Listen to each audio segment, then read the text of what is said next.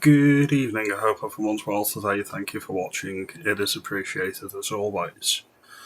I wanted to talk a bit about the rise of centre politics and a lot of the people that are attacking Reform UK. They're falling into the trap that the media, the liberal legacy media, and all of the mainstream political parties fall into. And I'm going to get into that, and I'm going to be naming a few names as well, so stay tuned. The first thing I want to say is the red wall needs to go. My opinion is it is on the way out. The red wall is the major demographic that used to vote for Labour, traditional Labour heartlands, all over the north and parts of Wales, all right, and parts of Scotland as well. All of these need to go because the Labour Party does not, and I believe never has, represented the working man or woman. If you look at some of the policies that they've introduced, such as allowing foreign workers to come into Britain and undercut native-born British people because they're not subject to the same national insurance levy on employers that native-born British people would be. So what are the employers going to do? They're going to hire from overseas. That's one example. You could look at the winter fuel allowance for another example. Increasing tuition fees, that'd be another example. Anyway, they are not for the working people is the point I'm trying to make, alright? Many online commentators fall into the trap of looking at the United Kingdom in broad strokes, vague definitions, and really extreme rhetoric that does the right of centre no favours at all. I'm going to play this clip now. This is from a York Central MP. This is Rachel Maskell. She's part of the Refugees Welcome mob. I'm going to pause the clip partway through the video to make my point here. Shout so much more and say 20,000 is not enough, 30,000 is not enough.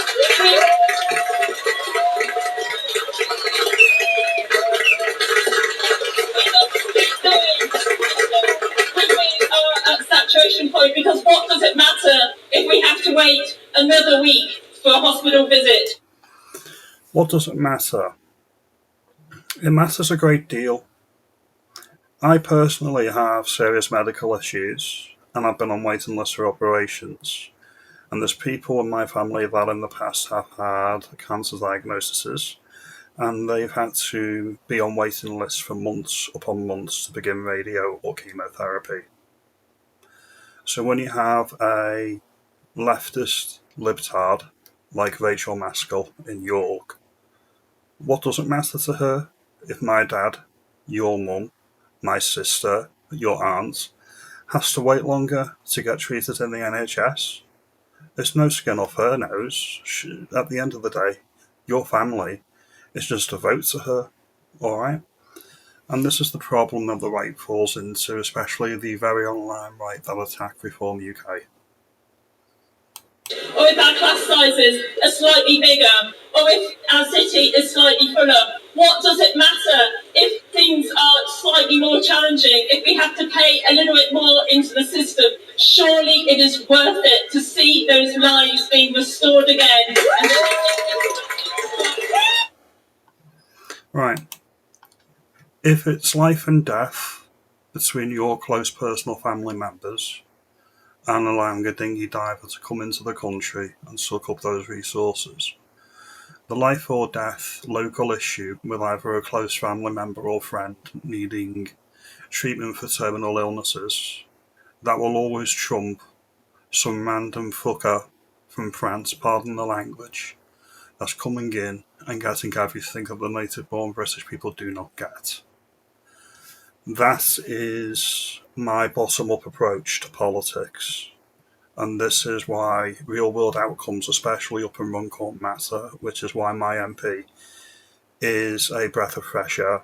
I wish everybody who's stuck with a Labour MP like Rachel Maskell had an MP like I've got. We got rid of our MP earlier this year who decided it was perfectly fine to assault somebody in Frodsham just down the road from me because they'd been out on the lash and they didn't like the questions that were being asked of him. Alright? For all we know, he could have said, if you weren't letting all the migrants in, you could have fixed the local bridge. or something along those lines. And the MP took issue with it and flattened him to the floor. This is the issue. And this is the issue that a lot of very online commentators fall into. They say, Reform UK isn't right-wing enough. Reform UK is just the uni party. Reform UK want X, Y, Z.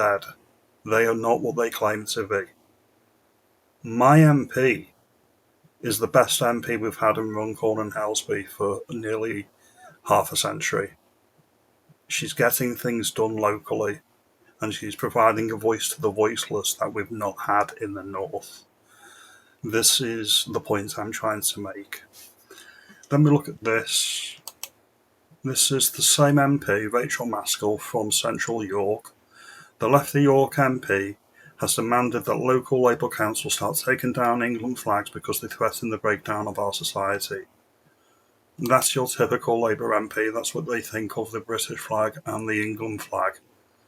And if people have listened to Ben Habib or other people on the right that said, do not vote for Reform UK, do not vote for them, they do not deserve your vote, I would still be stuck with an MP like this telling me that my own flag is racist and it's got no place in England. Alright? Facts on the table. Ben may have legitimate concerns for Reform UK. He is a good chap. He is a good egg. I like him a lot. However, if people have bought his rhetoric and other people's rhetoric on the right and said, do not vote for Reform, do not vote for Reform, I'd be stuck with an MP like this fucker, Clive Lewis, another Labour MP, anti-monarchist, anti-white, who again thinks that the St George flag outside a migrant hotel, or people flying the flags outside migrant hotels, are extremists marking territory. They're not extremists, but they are marking territory. This is England, this is the United Kingdom. If you've got a problem with my flag, our flags, you can leave. This isn't a request, by the way. This is me stating the fact of the matter. Now, my MP was never vocal on any issues that I brought to him via letter or email. This was Mike Amesbury. Never. He was loyal to his party, he was loyal to his paymasters, and he was loyal to the party whip.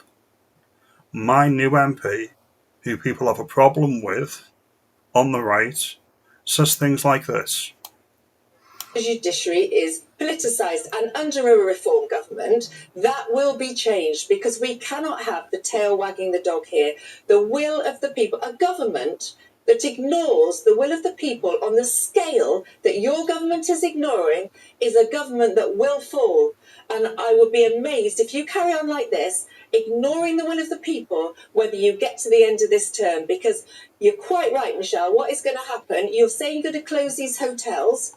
Well, the fact is that you've just made a ruling in the court saying you're not going to close these hotels. No, so which one is it? Well, that's exactly what's happening. No, that's exactly what's happening in Epping, Barrett. How the judiciary.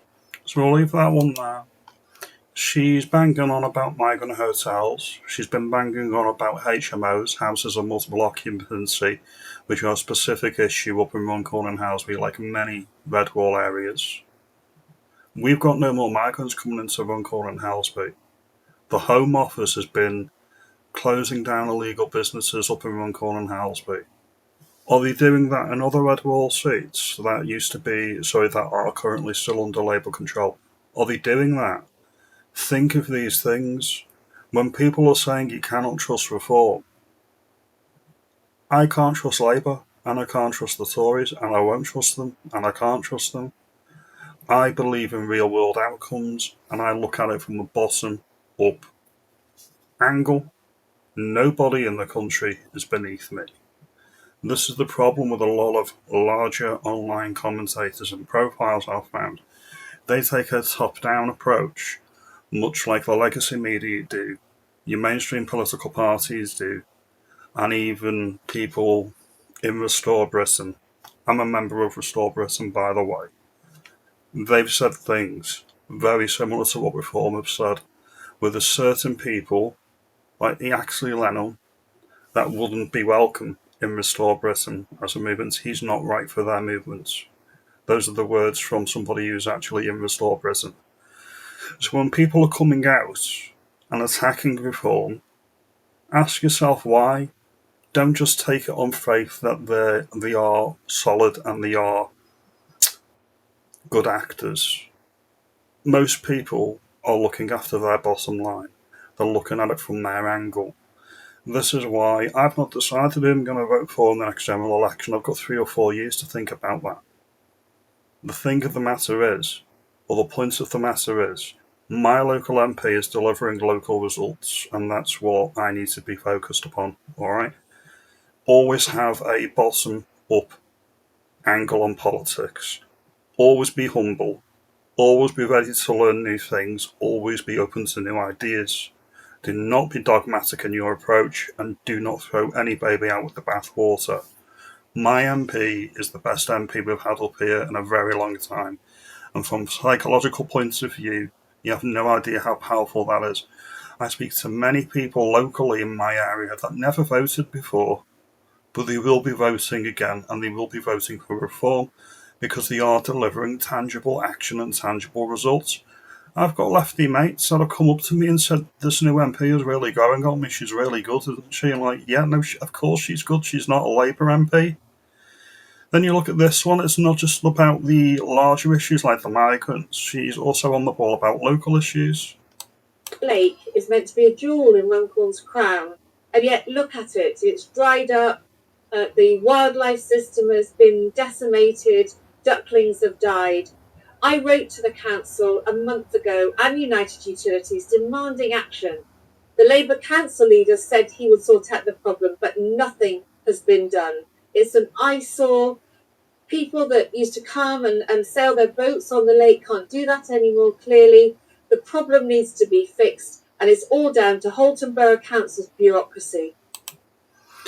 So it's local issues she's on the ball with as well. And as I say, people need to remember that reform may not be perfect. The viable alternatives are not there yet. Let's work with what we've got. I back Sarah and I back reform. Now if you like this video, give me a thumbs up, give me a like and subscribe. Let me know what you think. Let me know if you think I'm being fair, balanced. I'm humble. I'm ready to accept criticism and I'm ready to take flack. What I'm not prepared to do is tolerate bad actors online, on other YouTube channels, large podcasts, or bashing reform, but ignoring the elephants in the room, which is you're all a bunch of snobs. Have a good day.